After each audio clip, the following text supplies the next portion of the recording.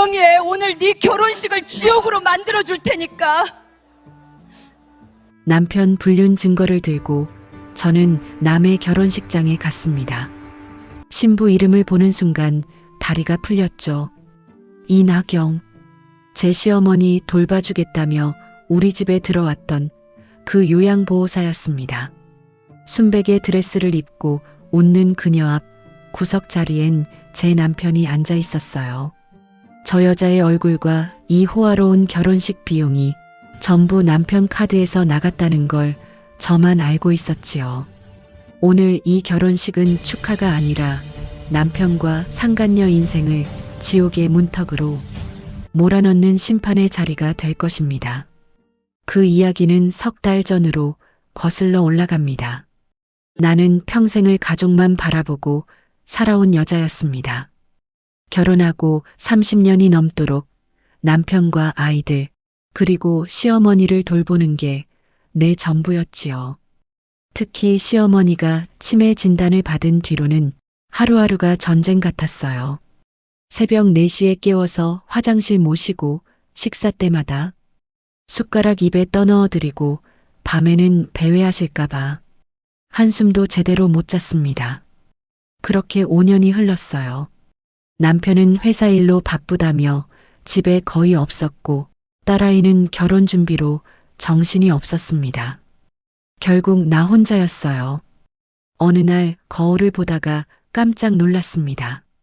머리는 반쯤 하얗게 새고 눈 밑은 시커멓게 그늘이 졌더라고요. 62년을 살아온 얼굴이 아니라 80년은 산 것 같은 얼굴이었습니다. 그날 저녁 남편이 조용히 말했어요. 여보, 요양보호사 한 분 모셔야겠어요. 당신 몸이 이러다 먼저 망가져요. 괜찮아요. 제가 할 수 있어요. 아니에요. 이제는 도움을 받아야 해요. 내가 알아봤는데 경력 많고 평판 좋은 분 있어요. 한 번만 만나보세요. 그렇게 해서 이나경 씨를 처음 만났습니다. 40대 초반쯤 돼 보이는 단정하고 차분한 인상의 여자였어요. 안녕하세요, 사모님. 이나경이라고 합니다. 어르신 돌봄은 10년 넘게 해왔어요. 제가 최선을 다해서 모시겠습니다. 목소리도 부드럽고 말투도 정중했습니다. 시어머니 방으로 안내했더니 나경 씨는 능숙하게 시어머니 손을 잡고 눈높이를 맞췄어요. 어머님, 처음 뵙겠습니다. 앞으로 제가 옆에서 모실게요. 편하게 지내시면 돼요. 시어머니는 평소처럼 멍하니 허공만 바라보셨지만 나경 씨는 전혀 개의치 않고 차분하게 말을 이어갔습니다. 오늘은 날씨가 참 좋네요. 창문 좀 열어드릴까요? 바람 쐬시면 기분 좋으실 거예요. 그 모습을 보며 남편이 만족스럽게 웃었습니다. 역시 전문가는 다르네요. 이제 당신도 좀 쉴 수 있겠어요. 나도 조금은 안심이 됐어요. 이 사람이라면 시어머니를 잘 돌봐줄 것 같았으니까요. 나경 씨는 첫날부터 완벽했습니다. 시어머니 식사 챙기는 것부터 시작해서 목욕, 옷 갈아입히기, 산책까지 모든 걸 척척 해냈어요. 남편도 딸아이도 나경 씨를 마음에 들어 했습니다. 엄마, 이분 정말 괜찮은 것 같아요. 우리 엄마도 이제 좀 푹 쉬어요. 딸이 그렇게 말하며 내 손을 잡았을 때 나는 처음으로 긴장이 풀리는 걸 느꼈습니다. 그런데 그날 밤이었어요. 나는 침대에 누워 겨우 잠이 들려는 참이었죠.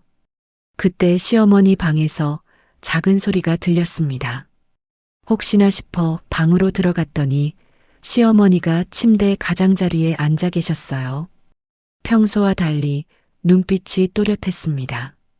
어머님, 왜 안 주무세요? 어디 불편하세요? 시어머니가 천천히 고개를 돌려 나를 바라보셨어요. 그리고 떨리는 목소리로 아주 조용히 말씀하셨습니다. 저 여자는 안 돼. 네. 어머님, 무슨 말씀이세요? 저 여자 안 돼. 조심해. 시어머니의 손이 내 팔을 꽉 붙잡았어요.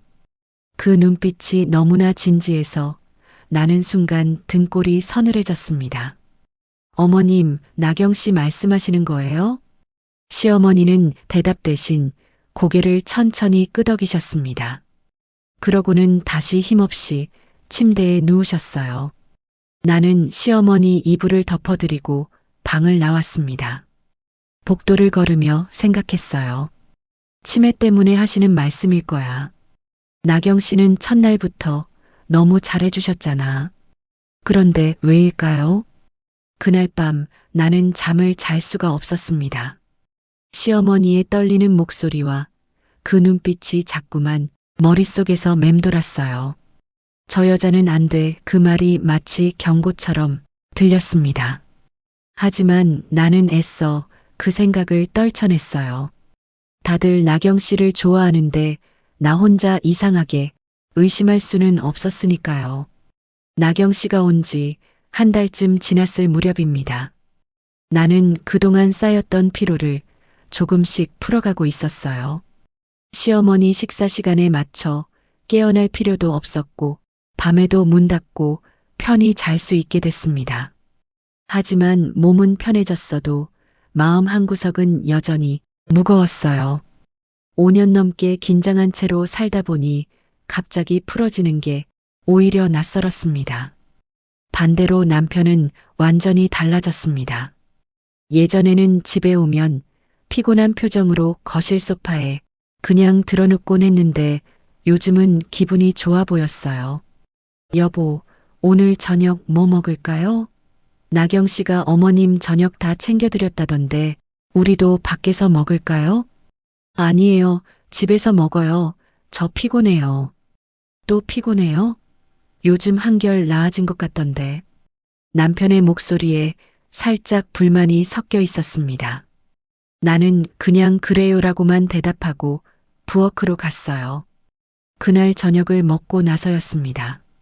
남편이 큰 쇼핑백 하나를 들고 나타났습니다. 여보, 이거 당신 주려고 샀어요. 뭔데요? 열어봐요.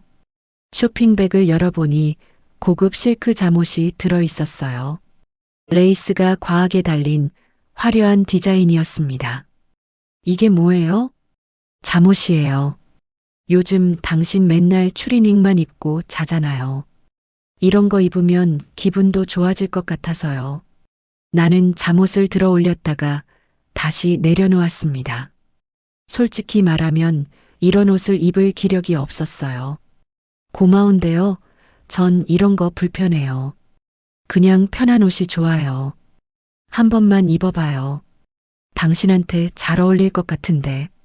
남편의 목소리에 기대가 섞여 있었습니다. 하지만 나는 고개를 저었어요. 미안해요. 요즘 체력도 없고 이런 거 신경 쓸 여유가 없어요. 당신 맨날 피곤하다고만 하네요. 남편이 짜증 섞인 목소리로 중얼거렸습니다. 그리고 쇼핑백을 들고 안방으로 들어가 버렸어요. 나는 거실에 혼자 남아서 한숨을 쉬었습니다. 남편이 실망한 것도 알고 내가 예전 같지 않다는 것도 알았어요. 하지만 어쩔 수가 없었습니다. 5년 동안 시어머니를 돌보며 쌓인 피로는 한두 달 만에 풀리는 게 아니었으니까요. 그 순간 문득 생각이 났습니다. 남편이 처음 나를 만났을 때 어땠는지. 우리가 신혼일 때는 남편도 나를 여자로 봐줬었죠. 하지만 지금은 그냥 시어머니 돌보는 며느리, 집안이라는 아내로만 보는 것 같았어요. 나도 남편을 남자로 보지 않게 된 지 오래였습니다. 그냥 월급 벌어오는 사람, 가끔 집에 들르는 사람. 우리 사이에 뭔가 끊어진 것 같았어요. 다음 날 아침이었습니다. 나는 부엌에서 아침 준비를 하고 있었어요. 나경 씨가 시어머니 방에서 나와 거실을 지나가다가 소파 위에 놓인 쇼핑백을 힐끗 보았습니다. 잠옷이 반쯤 보이는 상태였어요. 나경 씨가 가볍게 웃으며 말했습니다. 어머, 사모님. 이거 정말 예쁜데요? 회장님이 선물하신 거예요? 아, 네, 그런데 전 이런 거 안 입어요. 그래요? 저 같으면 당장 입어볼 것 같은데. 사모님은 이런 거 안 좋아하시나 봐요? 나경 씨의 말투는 가볍고 자연스러웠습니다. 하지만 왜인지 그 말이 묘하게 신경 쓰였어요. 마치 남편과 내가 어떻게 다른지를 정확히 알고 있다는 듯한 뉘앙스였습니다. 그냥 제 스타일이 아니에요. 그러시군요. 그래도 회장님 마음은 받아주셔야죠. 남자들은 그런 거 서운해 하시잖아요. 나경 씨는 그렇게 말하고는 시어머니 방으로 들어갔습니다. 나는 그 자리에 서서 멍하니 생각했어요. 남자들은 그런 거 서운해 한다? 저 사람이 어떻게 그걸 알지? 그냥 일반적인 이야기를 한 것뿐일까? 머릿속이 복잡했습니다. 그날 저녁 남편이 늦게 들어왔어요. 나는 이미 잠자리에 들어 있었습니다. 남편이 조용히 방문을 열고 들어오더니 옷장 쪽을 한참 들여다봤어요. 아마 그 잠옷을 찾는 것 같았습니다. 하지만 잠옷은 쇼핑 백재로 거실에 그대로 있었어요. 남편이 작게 한숨을 쉬는 소리가 들렸습니다. 나는 눈을 감은 채로 가만히 있었어요. 그 순간 남편과 내 사이에 보이지 않는 벽이 하나 생긴 것 같았습니다. 남편은 나를 예전처럼 보고 싶어 했고 나는 그럴 여유가 없었습니다. 그 틈 사이로 무언가 스며들고 있다는 생각이 어렴풋이 들었어요. 며칠 뒤 나는 거실 정리를 하다가 그 쇼핑백이 사라진 걸 발견했습니다. 남편이 치웠나 싶어서 물어봤더니 남편도 모른다고 했어요. 나경 씨가 정리하면서 치웠나 보네요. 남편은 그렇게 말하고는 신경도 쓰지 않았습니다. 하지만 나는 왜인지 찜찜했어요. 나경 씨가 왜 남의 집 물건을 함부로 치웠을까? 그게 그렇게 신경 쓰일 만큼 눈에 띄었을까? 그날 밤 나는 또다시 잠을 설쳤습니다. 시어머니의 목소리가 귓가에 맴돌았어요. 저 여자는 안 돼. 그리고 나경 씨의 그 말도 떠올랐습니다. 사모님은 이런 거 안 좋아하시나 봐요? 왜 자꾸 불안한 걸까요? 나는 그때까지만 해도 그게 뭘 의미하는지 몰랐습니다. 하지만 이미 균열은 시작되고 있었어요. 남편의 외로움, 나의 피로, 그리고 나경 씨. 세 개의 선이 천천히 엇갈리기 시작한 것입니다. 그리고 나는 나중에야 알게 됐습니다. 남편이 왜 그렇게 나경 씨에게 빠져들었는지. 남편은 늘 이 집에서 소외감을 느껴왔던 거였어요. 내가 시어머니 돌보느라 남편한테 신경 쓸 여유가 없을 때 남편은 혼자 외로웠던 겁니다. 회사에서 돌아와도 아내는 피곤하다고 먼저 자고 시어머니는 밤새 배회하고 집안은 늘 긴장감으로 가득했죠. 그런 남편에게 나경 씨가 나타난 겁니다. 부드러운 목소리로 남편을 걱정해주고 따뜻한 차 한 잔 건네주고 회장님, 오늘 많이 힘드셨죠? 라고 물어봐주는 여자였어요. 남편은 처음으로 이 집에서 남편이 아니라 한 남자로 대접받는 느낌을 받았던 겁니다. 나는 그걸 너무 늦게 알았습니다. 한 달에 한 번 나는 카드 명세서를 확인하곤 했습니다. 집안 살림과 관련된 지출을 정리하기 위해서였지요. 그런데 그달 명세서에는 낯선 항목들이 있었어요. 강남 성형외과 200만 원, 명품 매장 350만 원, 고급 레스토랑 80만 원, 해외 웨딩 플래너 500만 원, 어학원 등록비 240만 원. 처음에는 남편 회사 관련 접대비인가 싶었습니다. 하지만 날짜를 자세히 보니 이상했어요. 성형외과 결제일은 남편이 해외 출장이라고 했던 날이었고 명품 매장 결제는 회식이라고 했던 저녁 시간이었습니다. 어학원 등록은 평일 낮 남편이 회사에 있어야 할 시간이었어요. 나는 명세서를 들고 남편을 기다렸습니다. 그날 저녁 남편이 집에 돌아왔을 때 물었어요. 여보, 이거 좀 봐요. 이 성형외과 결제 뭐예요? 200만 원이나 나갔는데. 남편이 명세서를 힐끗 보더니 태연하게 대답했습니다. 아, 그거 거래처 사모님 선물이에요. 요즘 그런 거 선물로 많이 하잖아요. 그럼 이 명품 매장은요? 350만 원이에요. 그것도 접대비예요. 중요한 고객이라서요. 해외 웨딩 플래너는요? 500만 원씩이나. 남편의 표정이 살짝 굳었습니다. 그건 회사에서 해외 행사 준비하면서 쓴 거예요. 나중에 회사에서 정산받을 거예요. 어학원 등록비는 뭐예요? 아, 그건 내가 요즘 영어 공부 좀 하려고요. 해외 바이어들 만날 일이 많아져서요.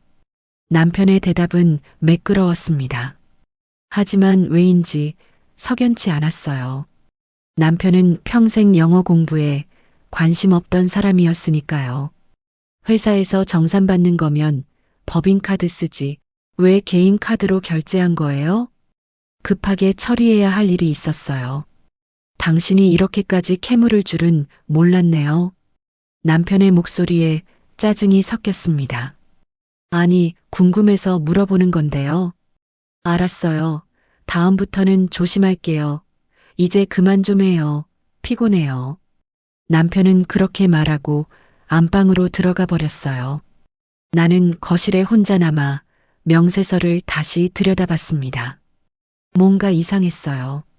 접대비치고는 항목이 너무 사적이었고 날짜와 시간이 남편의 말과 맞지 않는 부분이 많았습니다.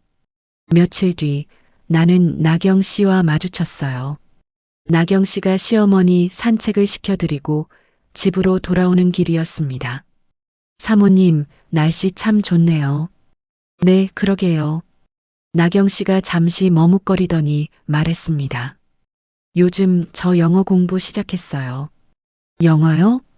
네, 언젠가는 외국이랑 연결될 일도 있을 것 같아서요. 미리 준비하는 게 좋을 것 같더라고요. 나는 순간 멈칫했습니다. 어학원. 남편도 똑같은 말을 했었어요. 영어 공부 좋네요. 어디서 배우세요?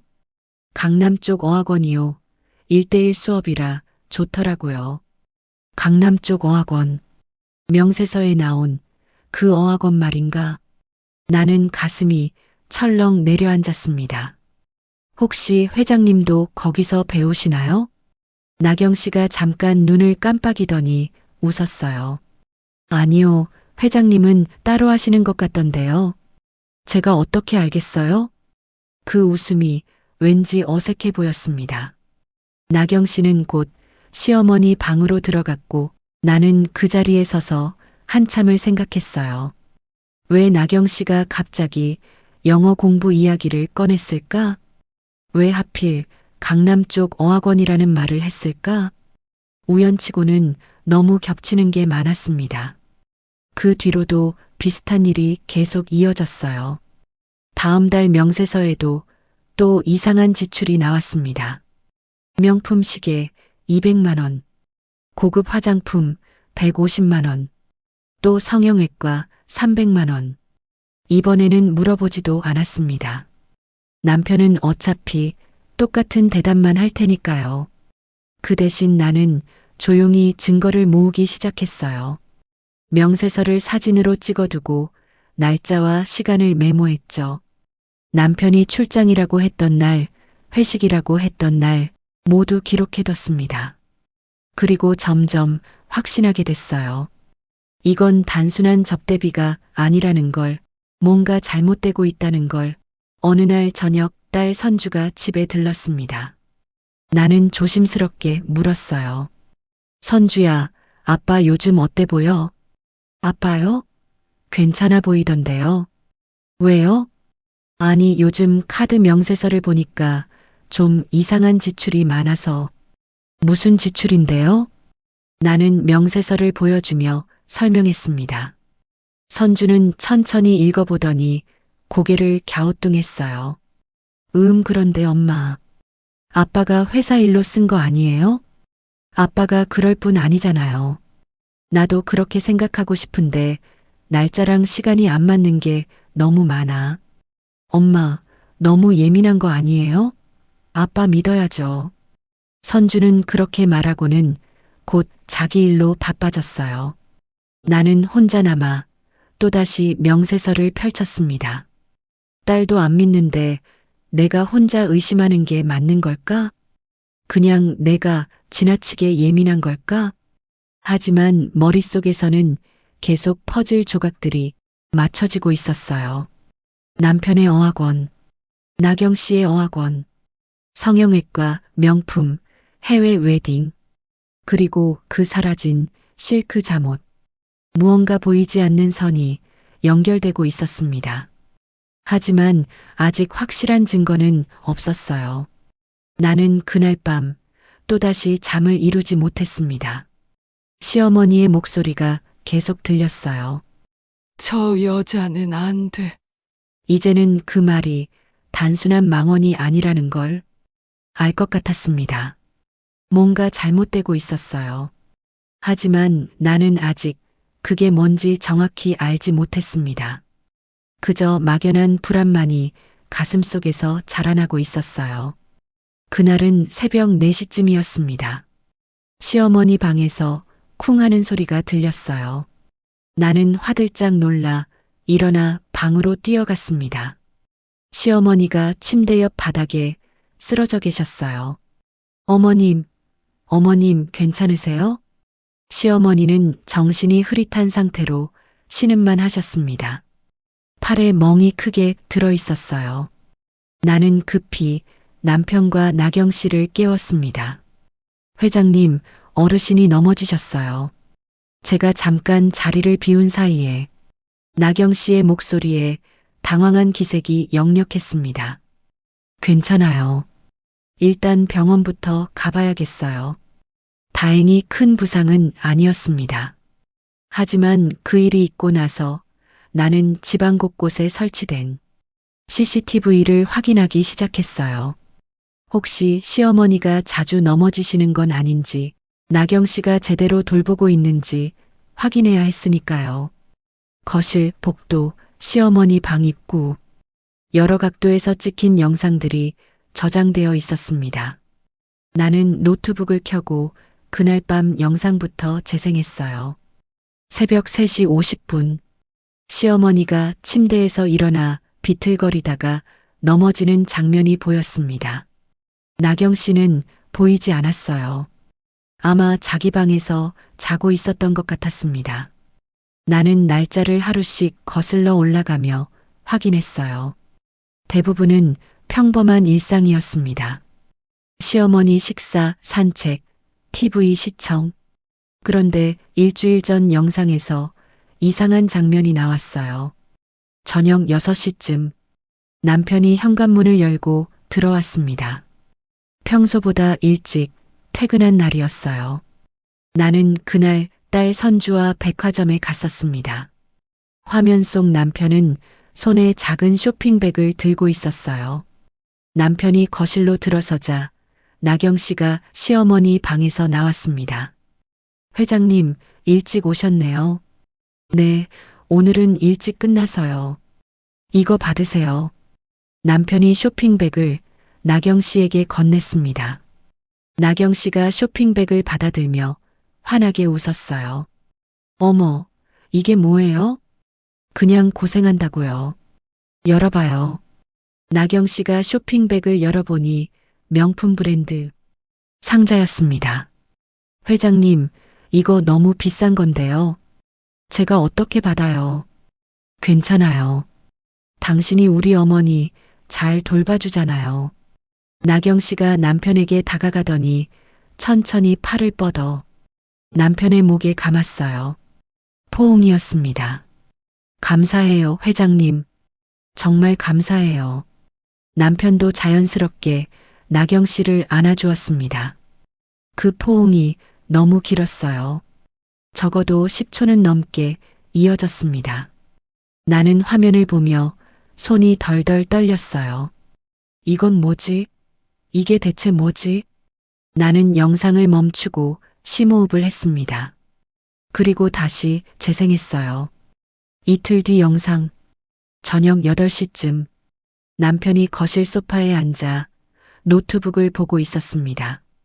화면을 자세히 보니 거실 유리창에 노트북 화면이 희미하게 반사되어 보였습니다. 하지만 너무 흐릿해서 뭘 보고 있는지 알 수가 없었어요. 나는 다른 방법을 생각해 봤습니다. 집에 있는 데스크탑 PC, 남편이 가끔 집에서 일할 때 쓰는 컴퓨터였어요. 나는 서재로 가서 PC를 켰습니다. 인터넷 브라우저를 열고 방문 기록을 확인했어요. 최근 일주일 동안 남편이 본 사이트 목록이 나왔습니다. 쇼핑몰 사이트, 여성용 액세서리, 의류, 화장품, 그리고 성형외과 예약 페이지. 날짜를 확인했어요. 카드 명세서에 나왔던 그 성형외과 결제일과 똑같았습니다. 손이 더 심하게 떨렸어요. 나는 계속해서 날짜를 거슬러 올라갔습니다. 3주 전 영상, 저녁 9시. 나는 그날 친구 모임에 갔었어요. 화면 속에서 나경 씨가 복도를 지나가는데 뭔가 이상했습니다. 옷차림이 평소와 달랐어요. 레이스가 달린 실크 잠옷. 내가 남편에게 받았다가 거절했던 바로 그 잠옷이었습니다. 나경 씨가 그 잠옷을 입고 거실로 나왔어요. 남편이 소파에 앉아 TV를 보다가 나경 씨를 봤습니다. 남편의 시선이 나경 씨에게 고정됐어요. 나경 씨가 천천히 남편 앞으로 걸어갔습니다. 회장님, 물 한 잔 드릴까요? 목소리가 평소보다 부드러웠습니다. 남편이 대답도 하기 전에 나경 씨가 남편 무릎 위에 앉았어요. 내 눈앞에서 선을 아예 넘은 거였죠. 나는 더 이상 볼 수가 없었습니다. 영상을 끄고 화면을 덮었어요. 숨이 막혔습니다. 가슴이 터질 것 같았어요. 잠시 후 나는 다시 노트북을 열었습니다. 이번에는 한 달 전 영상을 찾았어요. 새벽 2시 시어머니가 침실 문을 열고 나오셨어요. 평소처럼 배회하시는 듯 했습니다. 시어머니가 거실 쪽을 바라보시다가 갑자기 멈춰 서셨어요. 화면에는 안 보였지만 시어머니의 시선 방향에 뭔가 있는 것 같았습니다. 시어머니의 입이 천천히 움직였어요. 소리는 없었지만 입모양을 읽을 수 있었습니다. 저 년 안 돼. 나는 그 장면을 3번 돌려봤습니다. 틀림없었어요. 시어머니는 그때 이미 알고 계셨던 겁니다. 나경 씨가 어떤 사람인지, 남편이 무엇을 하고 있는지. 나는 노트북을 덮고 소파에 주저앉았어요. 다리에 힘이 풀렸습니다. 그동안 내가 시어머니를 돌보느라 정신없을 때 내 등 뒤에서 이런 일이 벌어지고 있었던 겁니다.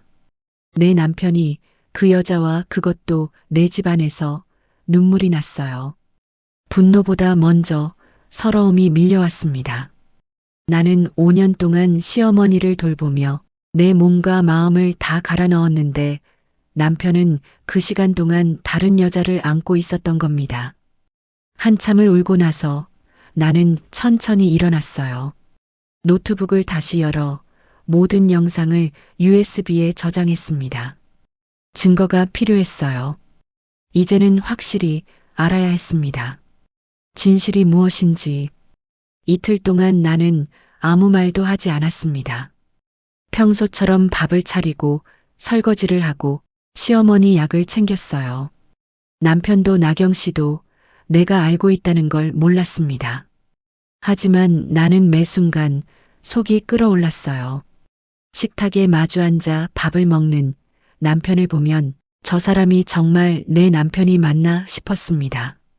사흘째 되는 날 저녁, 나는 남편과 나경 씨를 거실로 불렀어요. 두 분 다 앉으세요. 할 말이 있어요. 남편이 의아한 표정으로 소파에 앉았습니다. 나경 씨도 조심스럽게 자리에 앉았어요. 나는 USB를 TV에 연결했습니다. 그리고 아무 말 없이 재생 버튼을 눌렀어요. 화면에 남편이 나경 씨에게 선물을 건네는 장면이 나왔습니다. 이어서 포옹 장면, 실크 잠옷을 입고 접근하는 장면.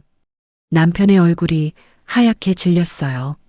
나경 씨는 입술을 깨물며 고개를 숙였습니다. 나는 영상을 멈추고 두 사람을 똑바로 바라봤어요. 언제부터예요? 남편이 입을 열었다가 다시 닫았습니다. 나경 씨는 고개를 들지 못했어요. 언제부터냐고요? 내 목소리가 떨렸습니다. 남편이 힘없이 대답했어요. 여보, 미안해요. 미안하다는 말 듣자고 물어보는 거 아니에요. 언제부터였냐고요? 남편이 한참을 망설이다가 입을 열었습니다. 석 달 전쯤 됐어요.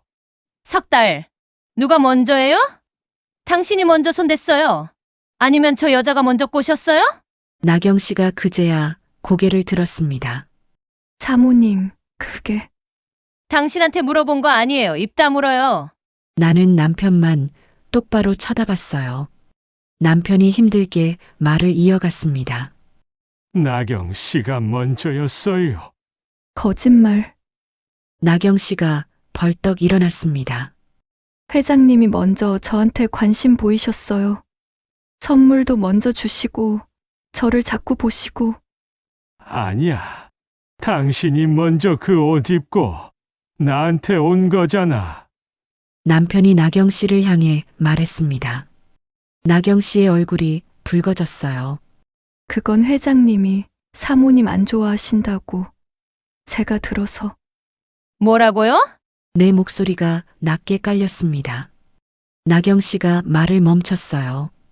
남편이 고개를 떨구며 말했습니다.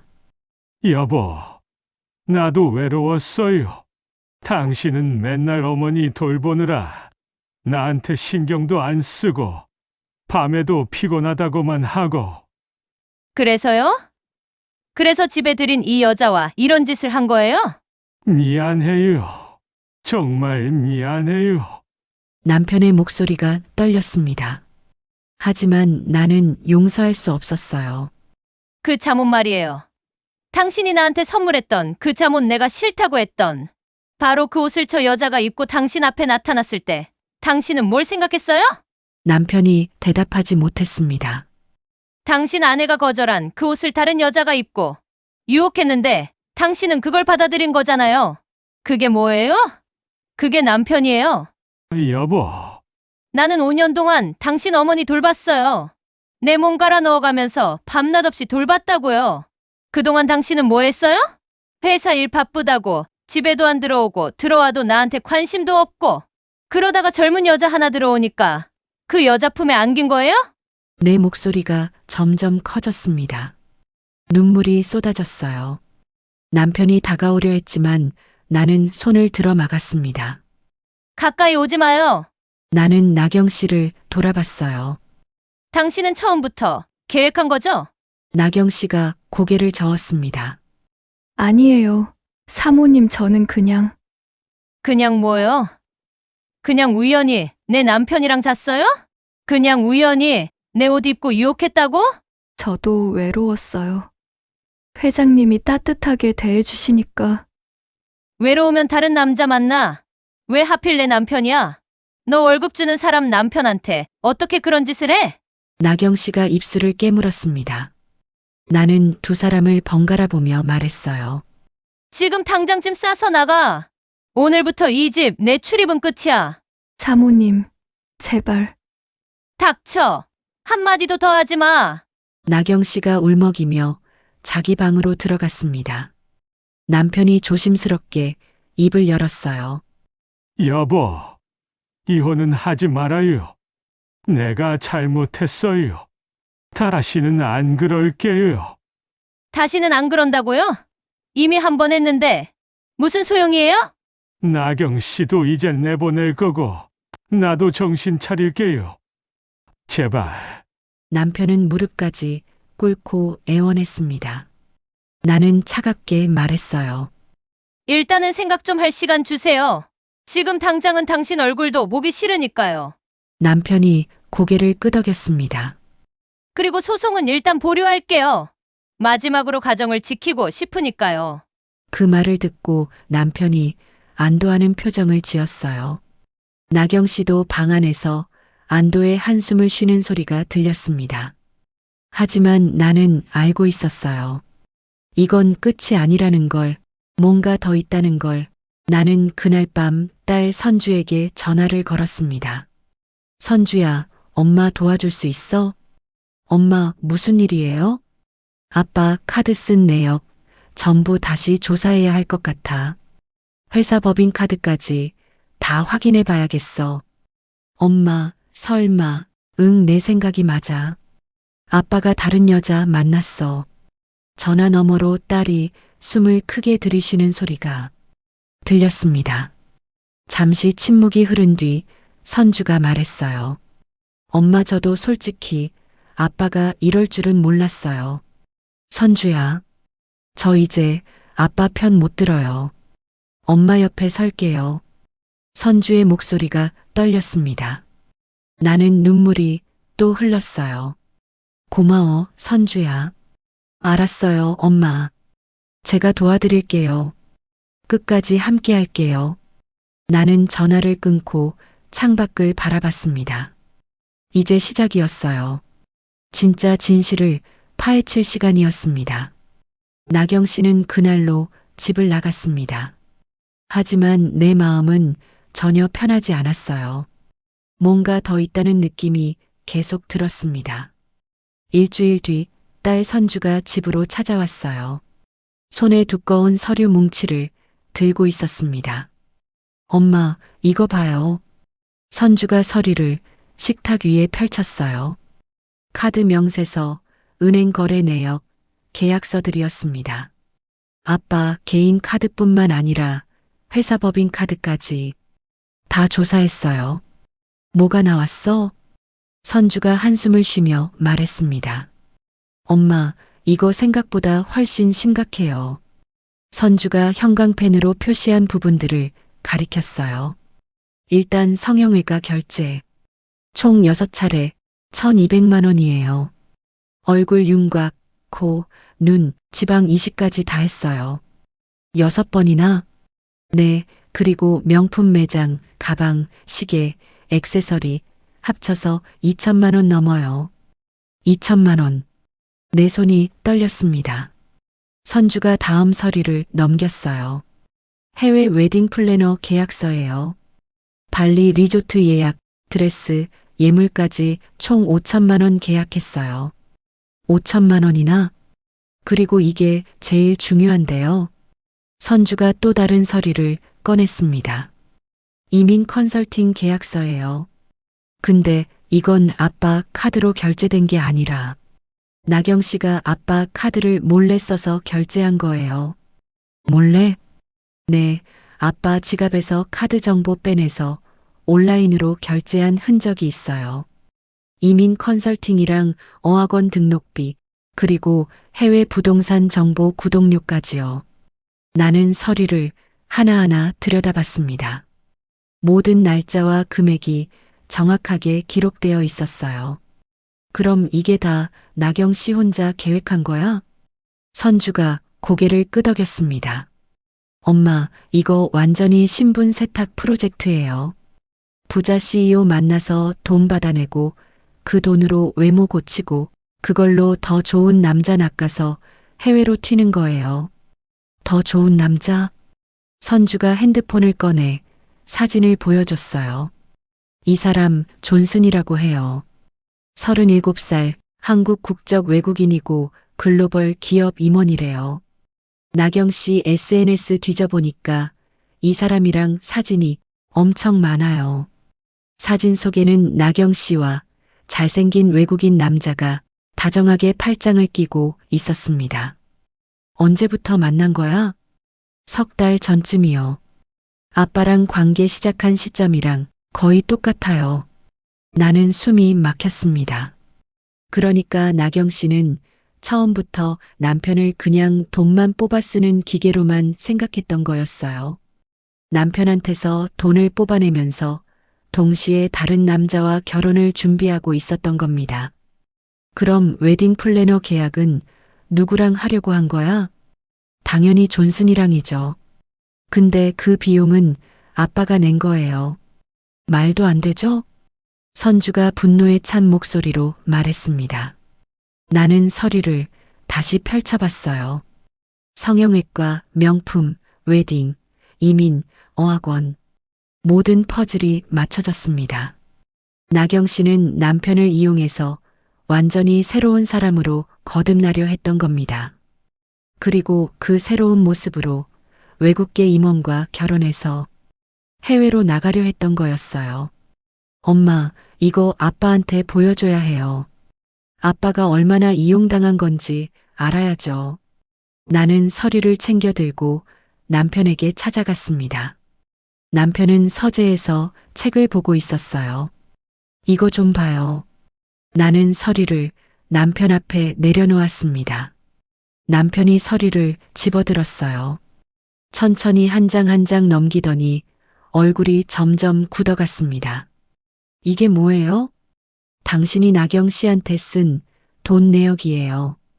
그리고 나경 씨가 당신 몰래 당신 카드로 쓴 돈까지요. 남편이 이민 컨설팅 계약서를 보며 말했습니다. 이건 내가 결제한 적 없는데요. 나경 씨가 당신 카드 정보 빼내서 몰래 결제한 거예요. 남편의 손이 떨렸어요. 그리고 이 사진 좀 봐요. 나는 핸드폰으로 나경 씨와 존슨의 사진을 보여줬습니다. 나경 씨 약혼자예요. 당신이랑 관계하면서 동시에 만나던 사람이에요. 남편이 사진을 보더니 얼굴이 하얗게 질렸어요. 그리고 해외 웨딩 계약서 보세요. 당신 돈으로 다른 남자랑 결혼 준비한 거예요.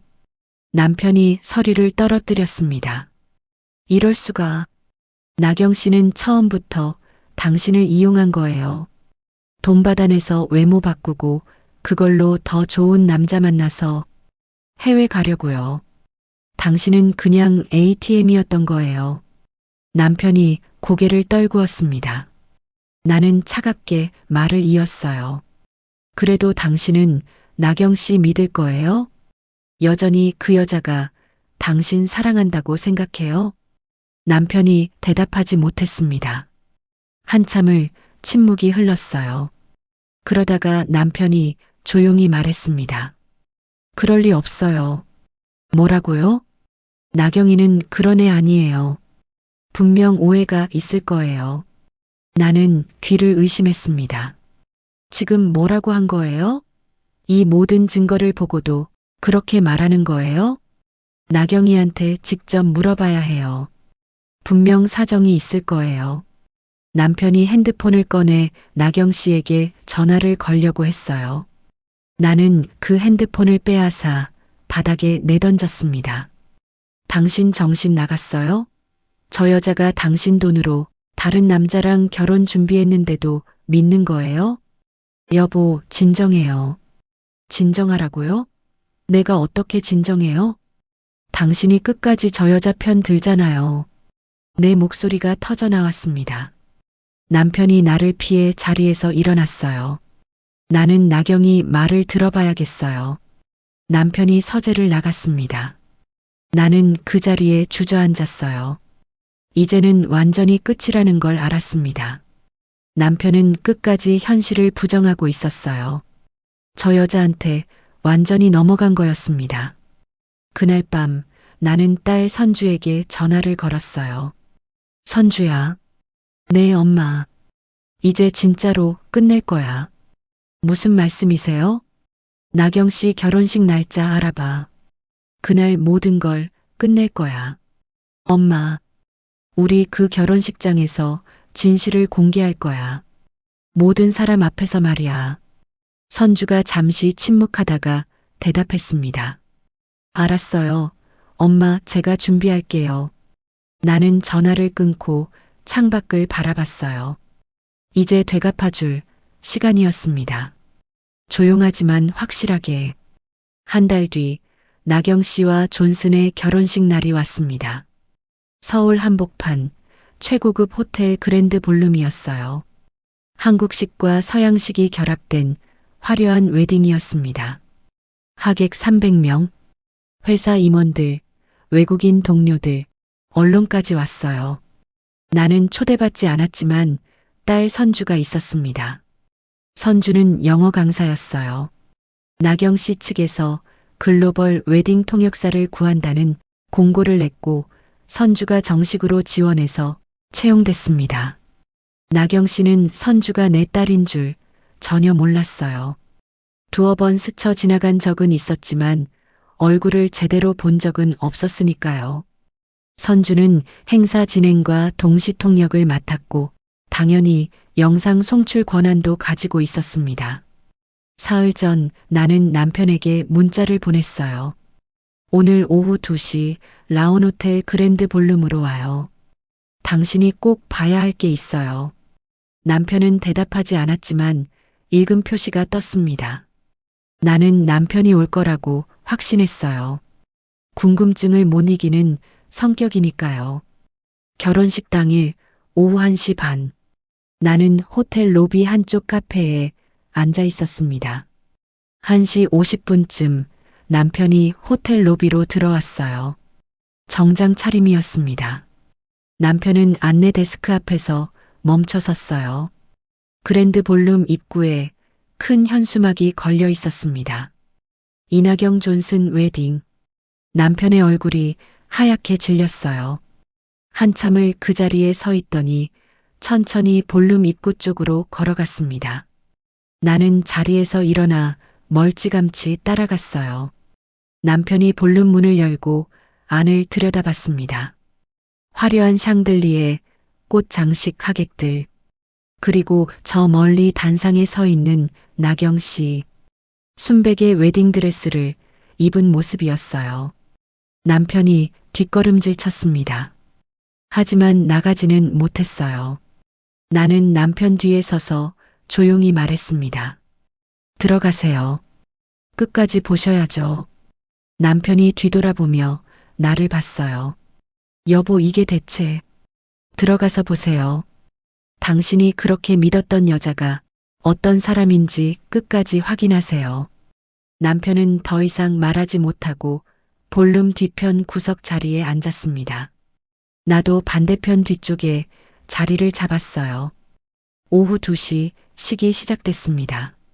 화려한 샹들리에 아래로 나경 씨가 입장했어요. 순백의 드레스, 완벽하게 고친 얼굴, 모든 게 남편 돈으로 만들어진 모습이었습니다. 존슨이 환하게 웃으며 나경 씨를 맞이했어요. 두 사람이 단상에 올라 서로를 바라봤습니다. 하객들이 박수를 쳤어요. 선주가 무대 옆에서 마이크를 잡았습니다. 신랑 신부가 어떻게 만나셨는지 그 아름다운 이야기를 영상으로 준비했습니다. 함께 감상하시겠습니다. 더 커플 헤즈 프리페어드 비디오 쇼잉 하우 데이 맷. 렛츠 와치 투게더. 선주가 영상 송출 버튼을 눌렀어요.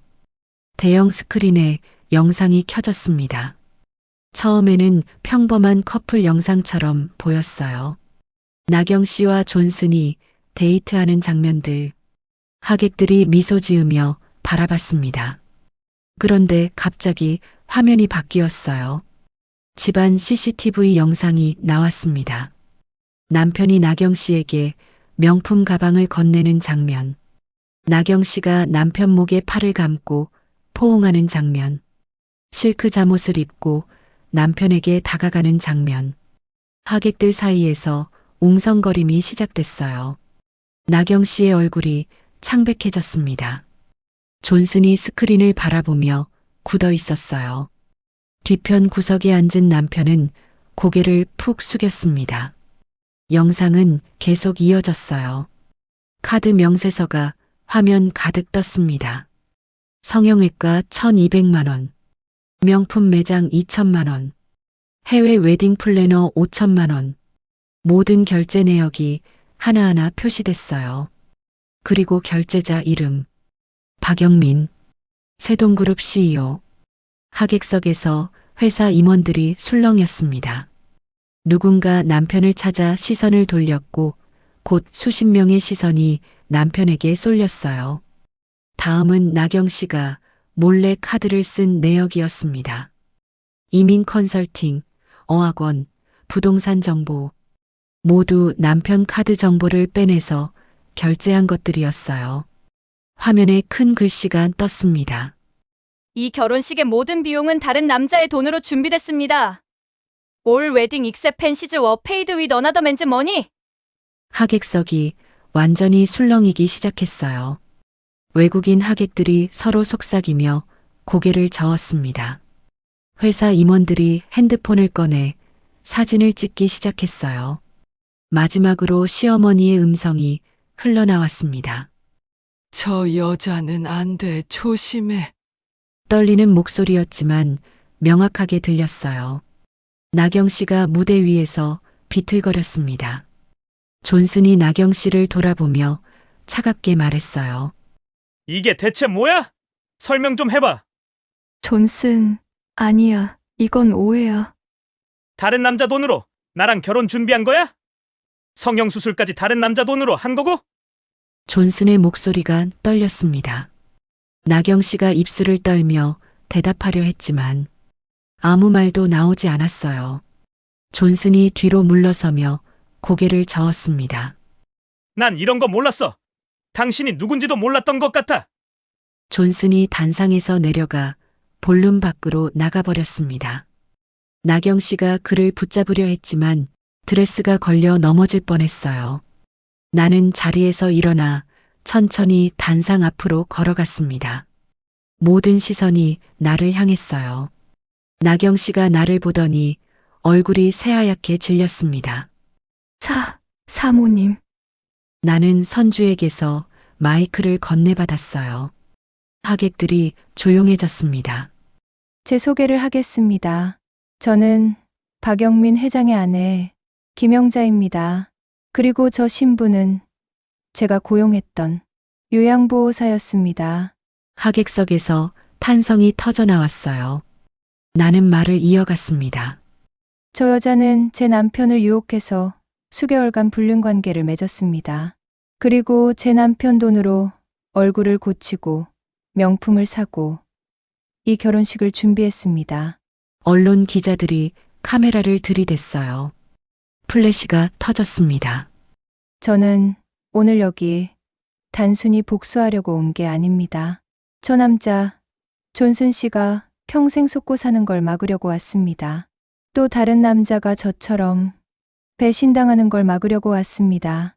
하객들이 숨을 죽이며 들었어요. 제 남편은 끝까지 저 여자를 믿었습니다. 저 여자가 자기를 사랑한다고 착각했지요. 하지만 진실은 이렇습니다. 나는 나경 씨를 똑바로 바라봤어요. 저 여자에게 제 남편은 그냥 ATM이었습니다. 돈 뽑아 쓰고 버릴 기계였을 뿐입니다. 나경 씨가 무릎을 꿇었습니다. 이 결혼은 여기서 끝입니다. 나는 마이크를 내려놓고 말했어요. 그리고 제 결혼 생활도 여기서 끝입니다. 뒤편 구석 자리에서 남편이 아무 말도 하지 못하고 앉아 있었습니다. 남편 표정이 당장이라도 쓰러질 것처럼 얼어붙어 있었어요. 회사 임원들이 남편을 바라보며 수군거렸습니다. 나는 남편을 향해 마지막으로 말했어요. 당신과는 변호사 통해서 연락하겠습니다. 그리고 홀을 나왔습니다. 뒤에서 기자들이 쫓아왔지만 나는 뒤돌아보지 않았어요. 밖으로 나오니 선주가 기다리고 있었습니다. 엄마, 괜찮아요? 선주가 내 손을 잡았어요. 나는 고개를 끄덕였습니다. 응, 이제 끝났어. 선주가 나를 안아줬어요. 나는 선주의 품에서 처음으로 눈물을 흘렸습니다. 분노의 눈물이 아니라 해방의 눈물이었어요. 그날 저녁 뉴스에 이 사건이 보도됐습니다. 세동그룹 CEO 불륜 스캔들, 결혼식장에서 폭로된 충격적 진실, 언론이 들끓었어요. 남편은 회장 자리에서 물러난다는 발표를 했습니다. 모든 게 무너져 내렸어요. 하지만 나는 이제 자유로웠습니다. 더 이상 누구의 아내도 며느리도 아니었어요. 그냥 김영자였습니다. 그로부터 석 달이 흘렀습니다. 이혼 절차가 마무리됐어요. 변호사를 통해 주고받은 서류에 도장을 찍고 법원에서 최종 확인을 받았습니다. 30년 넘게 이어온 결혼 생활이 그렇게 끝이 났어요. 남편은 회장직에서 물러났습니다. 언론의 질타와 주주들의 압박을 견디지 못했던 겁니다.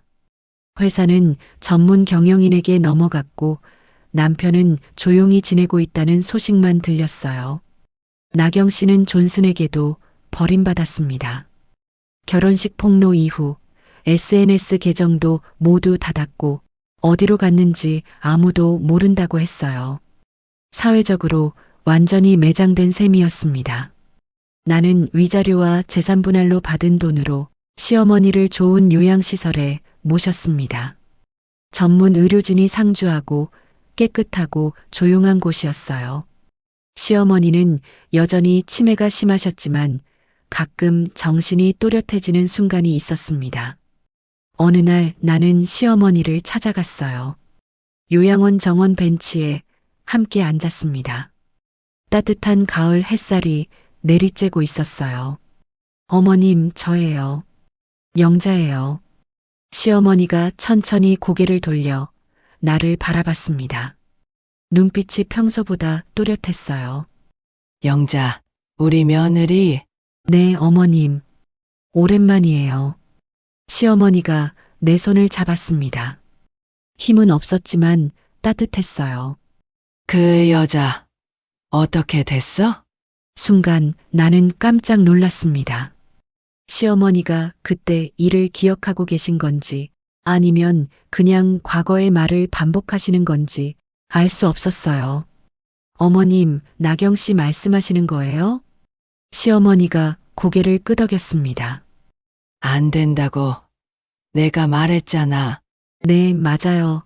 어머님이 그렇게 말씀하셨어요. 저 여자는 안 돼, 조심하라고요. 시어머니가 작게 웃었어요. 내 말 들었어야지. 네, 어머님. 제가 그때 어머님 말씀 들었어야 했어요. 그랬으면 이렇게까지 안 됐을 텐데요. 시어머니가 내 손을 꽉 쥐었습니다. 이제 괜찮아? 나는 고개를 끄덕였어요. 네, 어머님. 이제 괜찮아요. 다 끝났어요. 시어머니가 안도하는 표정을 지었습니다. 우리 영자 지켜줘야 해. 그 말을 하시며 시어머니가 내 손을 더 세게 쥐셨어요. 잘했어. 잘했어. 그리고 다시 눈을 감으셨습니다. 나는 시어머니 손을 잡은 채로 한참을 앉아 있었어요. 가을바람이 나무 사이를 지나며 부드럽게 불어왔습니다. 시어머니의 그 말이 예언이었다는 생각이 들었어요. 아니, 예언이 아니라 경고였습니다. 치매 속에서도 본능적으로 느낀 위험의 신호였던 겁니다. 나는 요양원을 나와 차를 몰았어요. 서울 외곽 조용한 주택가에 마련한 작은 집으로 향했습니다. 크지는 않았지만 내가 원하던 공간이었어요. 작은 마당이 있고 햇살이 잘 드는 거실이 있고 책을 읽을 수 있는 작은 서재가 있는 집이었습니다. 집에 도착하니 딸 선주가 먼저 와 있었어요. 현관문을 열고 들어서자 부엌에서 맛있는 냄새가 났습니다. 엄마 왔어요? 제가 저녁 준비했어요. 어머, 고마워. 무슨 날도 아닌데. 그냥요. 엄마랑 같이 먹고 싶어서요. 선주가 환하게 웃었어요. 우리는 식탁에 마주 앉아 밥을 먹었습니다. 된장찌개, 김치볶음, 계란말이. 평범한 집밥이었지만 따뜻했어요. 엄마, 요즘 어때요? 괜찮아요? 응, 괜찮아. 오히려 지금이 더 편해. 정말요? 외롭지는 않아요? 나는 고개를 저었습니다. 외롭지 않아. 오히려 혼자 있는 게 편하더라. 누구 눈치 안 보고 내가 하고 싶은 대로 살 수 있잖아. 선주가 내 손을 잡았어요. 엄마 정말 멋있어요. 저는 엄마가 정말 자랑스러워요. 무슨 소리야, 엄마가 뭐 대단한 일 했다고. 대단하죠. 그 모든 걸 혼자 견디고 끝까지 당당하게 맞서 싸운 거잖아요. 저 같으면 못했을 거예요. 나는 선주의 손을 꽉 잡았습니다. 너 아니었으면 나도 못했어. 내가 옆에서 도와줘서 할 수 있었던 거야. 앞으로 뭐 하실 거예요, 엄마? 글쎄, 아직 잘 모르겠어. 그냥 천천히 생각해 볼게. 지금은 쉬고 싶어. 진짜로 쉬고 싶어? 선주가 고개를 끄덕였어요. 그래요, 충분히 쉬세요. 엄마는 평생 다른 사람 위해서만 살았잖아요. 이제는 엄마를 위해서 사세요. 저녁을 먹고 나서 선주가 집으로 돌아갔습니다. 나는 혼자 거실 소파에 앉아 창밖을 바라봤어요. 가로등 불빛이 조용히 켜져 있었습니다. 나뭇잎이 바람에 흔들렸어요. 평온했습니다. 오랜만에 느껴보는 평온함이었어요. 지난 5년 동안 나는 시어머니를 돌보는 며느리였습니다. 그전 30년 동안 나는 남편의 아내였어요. 그리고 그보다 더 전에는 딸의 엄마였습니다. 하지만 이제는 아무것도 아니었어요. 아니, 정확히 말하면 이제는 나였습니다. 김영자. 62년을 살아온 한 명의 여자. 나는 서재로 가서 책장을 열었어요. 오래전에 사두고 읽지 못했던 책들이 꽂혀 있었습니다. 그중 한 권을 꺼내 펼쳤어요. 천천히 읽어 내려갔습니다. 아무도 방해하지 않았어요. 시어머니 부르는 소리도 남편 눈치도 집안일도 없었습니다. 그저 나와 책만 있었어요. 1시간쯤 책을 읽다가 나는 책을 덮고 창밖을 바라봤습니다. 달이 떠 있었어요. 밝고 둥근 보름달이었습니다. 나는 조용히 중얼거렸어요. 이제 시작이야, 내 인생의 이막이.